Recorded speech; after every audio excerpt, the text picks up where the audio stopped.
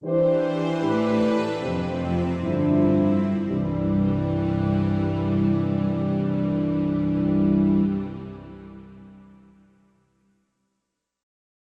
11, Anthony, I think it's really interesting. I noticed that this translation, the ESV, separates that first line, verse 1 of the 11th chapter, and really shows that it probably belongs by context with the previous chapter. Okay. That might make sense. Oh, yeah. He says, "Be imitators of me as I am of Christ." That would fit very well, don't you think, with what he's been saying about Yes. His own running of the race and Yes, his actually own does. efforts in Right. every regard. That he had done I'm all following that he Christ. could for Right. them. So, Yeah. so maybe it does belong there. That's Why not not? a That'll be bad. fine. The chapter breaks, as you know, are man-made. Of course, so yeah, that's always, right. Always say that, yes. Yeah. It's fine. So anyway, chapter 11, "Be imitators of me as I am an imitator of Christ," is what he's saying. That's very powerful. I don't think Paul would have had a right to say, "Be an imitator of me," if he wasn't imitating Christ in his in his efforts. So then in verse 2, "Now I commend you because you remember me in everything and maintain the traditions even as I delivered them to you." Yes. Verse 3, "But I want you to understand that the head of every man is Christ, the head of a wife is her husband, and the head of Christ is God." Oh my goodness. So this is actually another powerful statement being made along the way. He's about to address issues that relate to husbands and wives and things of that nature, but yet he's making this mighty statement about kind of like in 3rd chapter in verse 23, you are Christ's and Christ is God's. There's a hierarchy here. Yeah, isn't it's there? lovely. Yes, exactly. Yeah. I don't know that we've always captured that exactly right, but certainly we should think about what that means. Yeah, There is an order, I hate the term pecking order, that's not right at all, but there is a system that makes for order. And as God ordained. And here we're seeing that again, and this time what is just kind of leaping off the page at us is that Christ has a head. Yeah. That Christ indeed has a head. Right. His head is God, Yes. in the same sense that the wife has a head in the husband. Yes. People try to get rid of that by saying it simply means source, you know. Maybe it contains that idea too, you know, a source of supply, but I think the obvious meaning is the right one here. We can say this, then verse 3 is an important verse. Every person, I think, should make a note in their Bible to recognize that Christ has a head. Absolutely. And this is after Jesus is in heaven. He's been taken up, seated at the right hand of God, and he still has a boss. He has someone who's his boss and over him. For co-equality will not work. That doesn't work at all. In fact, co-equality is probably, if I may so say, it's one of the silliest things anybody ever came up with. It's absurd. If anything is untrue by the Bible, it's this idea of co-equality. It's nonsense. Jesus, says in John 14:28, "My Father is greater than I." And so now we're going to argue and say, "Oh no, Jesus, you and your Father are equal." And after Jesus is in heaven, this is still the case. His Father is still greater than him. I like that. And even when Jesus is exalted, you know, to get the name above all names, it's always to the glory of God. Yes. But it's still the Father 1,300 times in the New Testament. That should be very striking. That should tell us something right there. That's right. Yes. Verse 4, "Every man who prays or prophesies with his head covered dishonors his head." Verse 5, "But every wife," or woman, should we say, perhaps, "who prays or prophesies with her head uncovered, dishonors her head, since it is the same as if her head were shaven." Yes. Verse 6, "For if a wife will not cover her head, then she should cut her hair short. But since it is disgraceful for a wife to cut off her hair or shave her head, let her cover her head. Yes. For a man ought not, verse 7, to cover his head, since he is the image and glory of God. Yes. But woman is the glory of man. So, for man was not made from woman, but woman from man. Neither was man created for woman, but woman for man.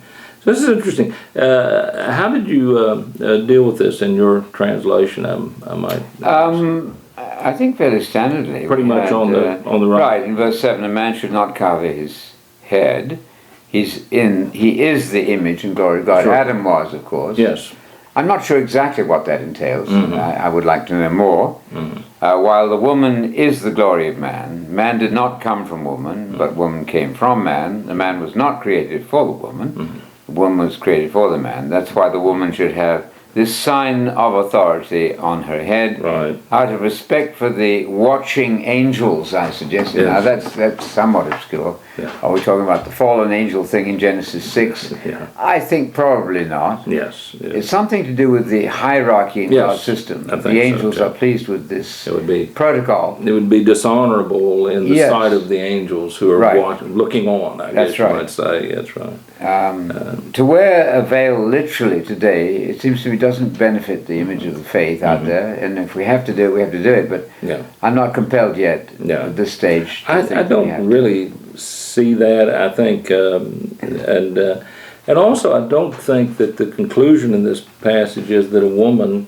cannot cut her hair at all. No. I think that's No, a I mistake think as that's well. a mistake. And, Yes. we could spend a lot of Yes. time and work our way Yes. through all of that, but Yes. I think just looking at the large picture here, we know that in fact Paul is going to say in just a moment that a woman's long hair Yes. serves in fact as her glory. a glory, as her I think so. a veil. It's given to her for a covering, As a if covering. you will. Right. And so Paul, I think, would be saying, in the end result, the woman's long hair serves the purpose Yes. of a veil. It's a natural It's kind a natural of veil. veil, right. Yeah.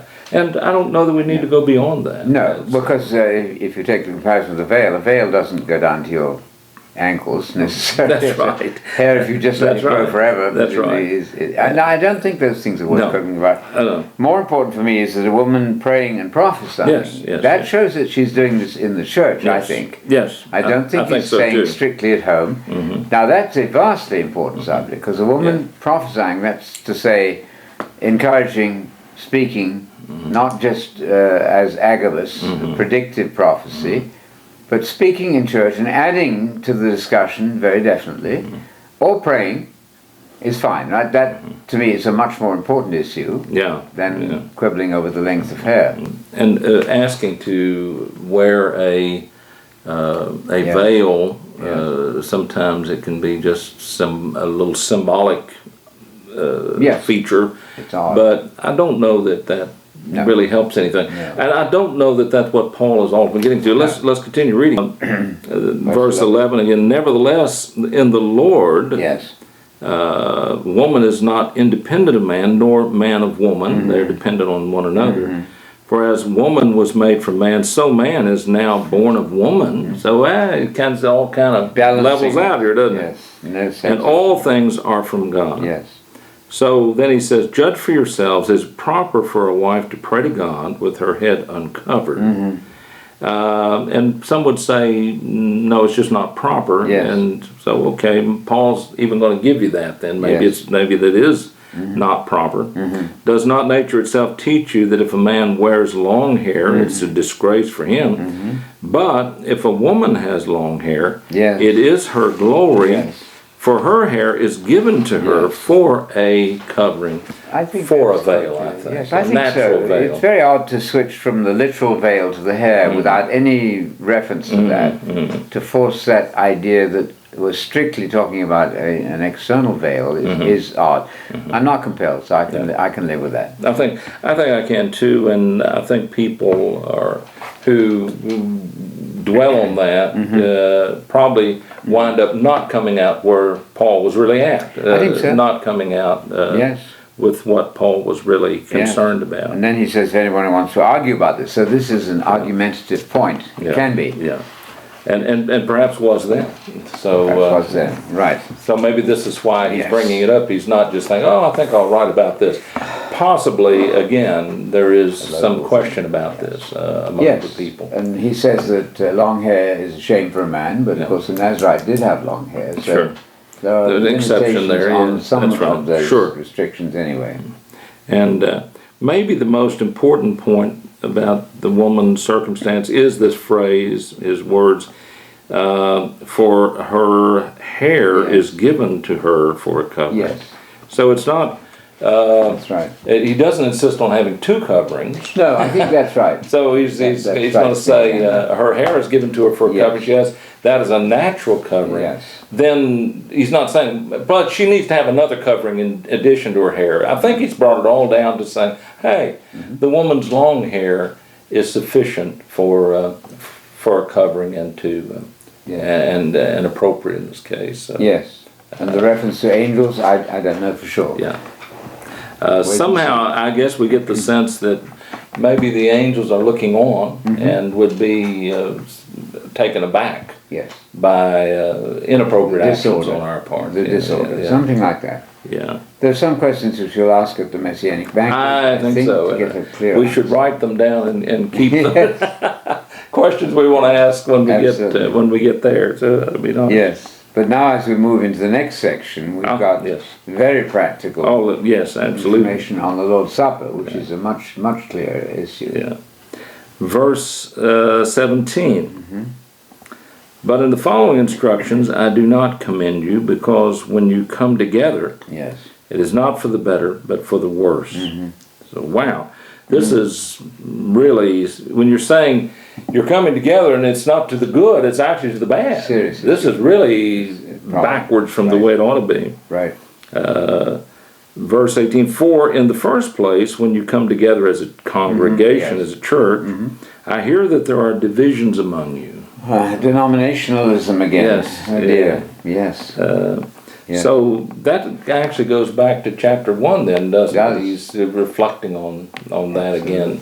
Divisions among you. Yes. Separate parties, as it were, a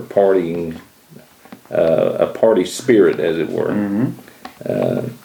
So he says, I hear there are divisions among you, and I believe it in part. So, he thinks that there's truth to this. Yes. So, indeed. Verse 19, for there must be factions among you in order that those who are genuine among you may be recognized. That's a difficult concept, isn't it? I see his point, Ideally the best will emerge. The really genuine leaders will emerge in this confusion. It doesn't always happen that way. Yes.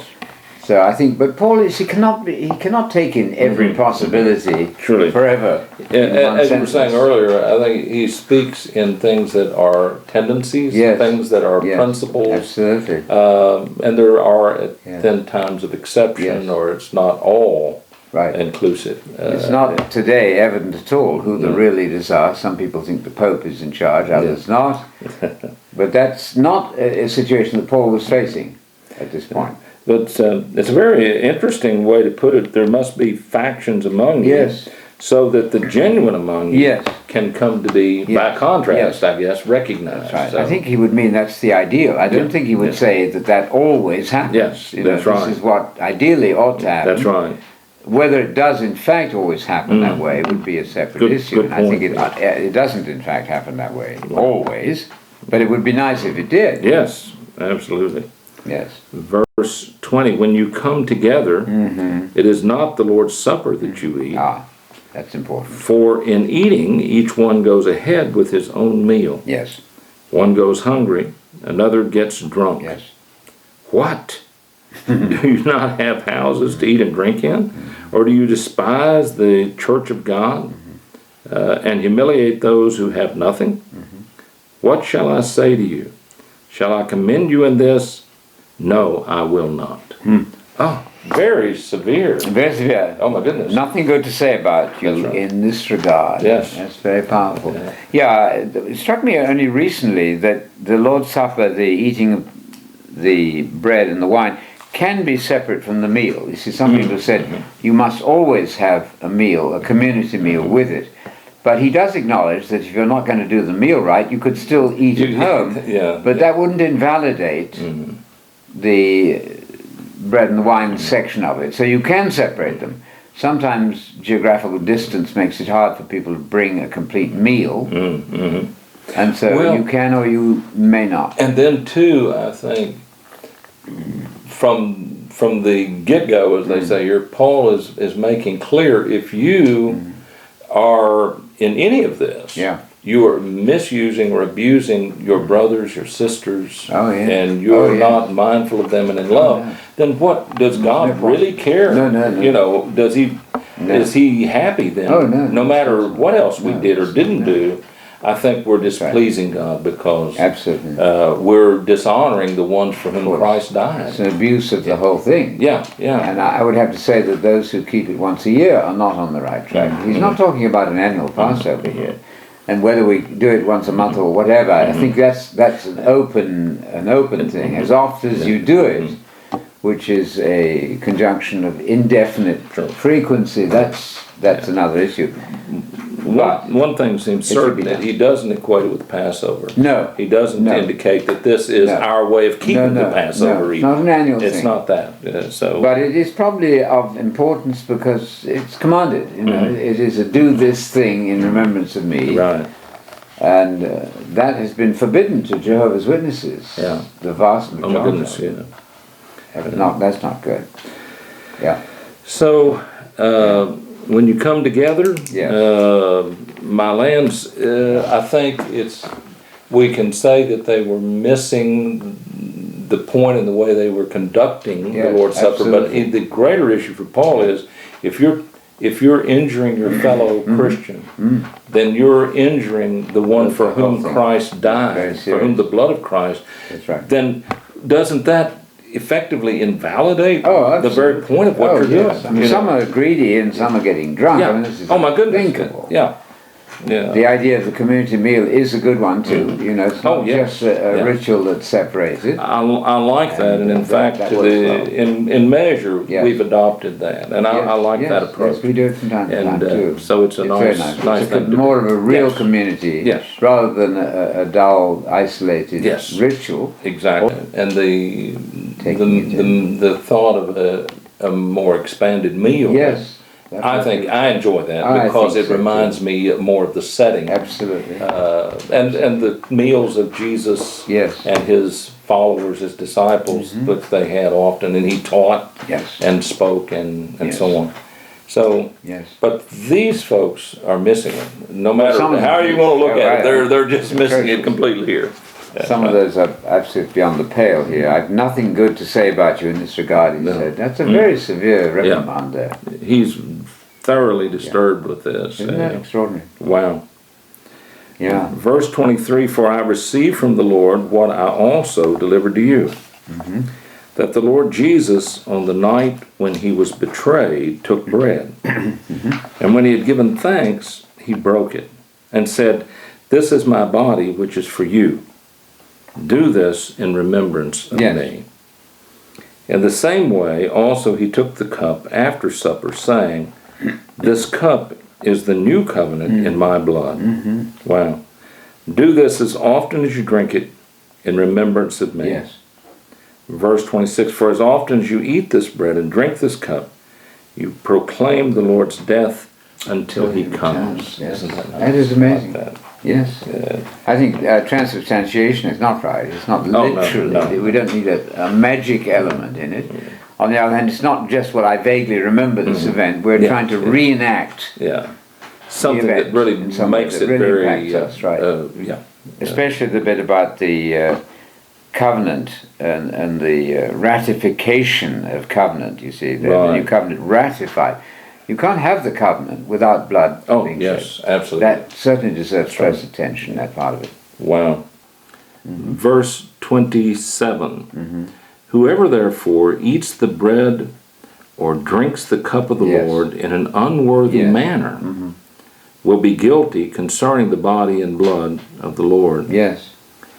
Let a person examine himself then, and so eat of the bread and drink of the cup. Yes.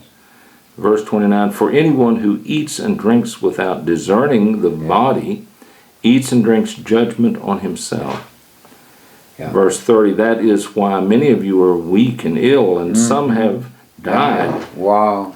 But if we judged ourselves truly, we would not be judged. Yes. But when we are judged by the Lord, we are disciplined, so that we may not be condemned along with the world. So you've got different issues all going on at the same time here, but as we're reading this today, I'm really impressed that Paul's underlying thought is the brother standing beside you or the sister on this side of you, Christ shed that blood for them. Right. And if you're treating them badly, what does this mean?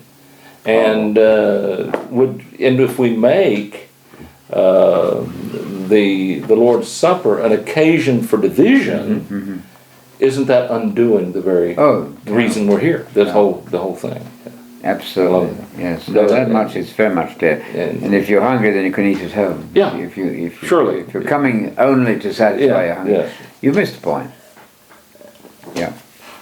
So having a meal, a community meal, is wonderful and beautiful. Oh yes. But you could forgo that. You could forgo it. That's only occurred to me right. recently. It still is a Lord's Supper, even if you did it more as the ritual rather than the community meal.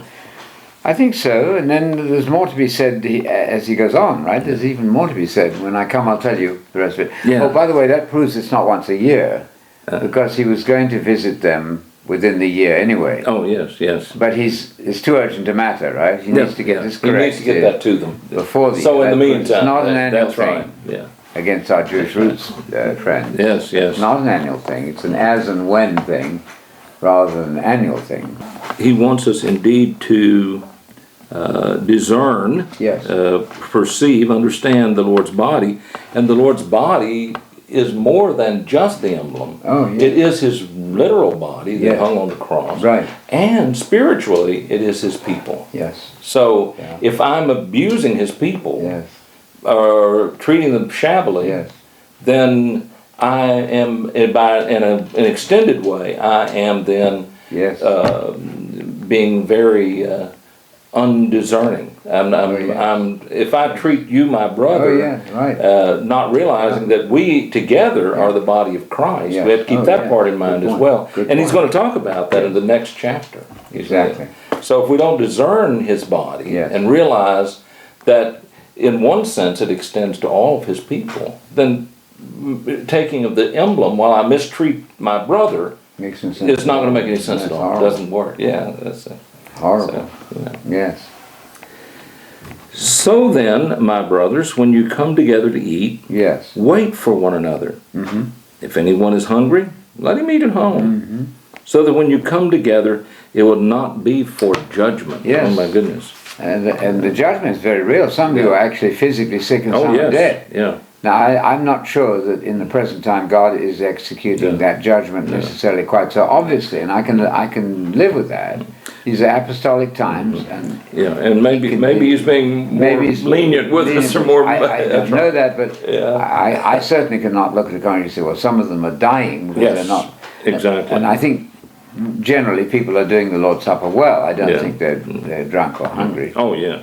But this is extraordinarily puzzling in a way, that God is actually allowing some to die or get sick because of their abuse that you described, the abuse of the Lord's Supper. That's a very serious issue. And isn't it interesting then, if they had, I can almost picture the divisions that were among them, and some saying they're of this one and they're of that one. When they come together, can they really eat together and see themselves as a community? And when they're all divided No.